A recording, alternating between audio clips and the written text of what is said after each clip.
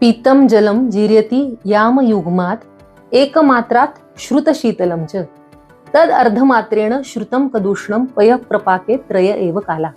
म्हणजे साधं पाणी पिलं तरी 2 प्रहर म्हणजे 6 तासांनी पचतं. पाणी उकळून गार करून ते पाणी पिलं तर साधारण 1 प्रहर म्हणजे 3 तासात पचतं. आणि उकळलेलं पाणी गरम असताना उष्ण जल पिलं तर 1.5 तासात पचतं.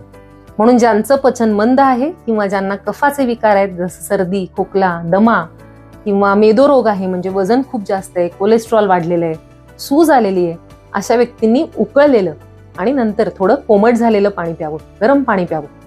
उकळून जे अर्ध केलेलं पाणी आहे म्हणजे 1 लिटर असेल तर त्याचं अर्धा लिटर केलं, असं पाणी पचायला खूपच हलकं असतं. ज्यांना पोटाचा विकार आहे, पोट फुगतं, खूप ढेकर येतात, जुलाब होतात, पोट साफ होत नाही, अशा व्यक्तींनी हे पाणी प्यावं.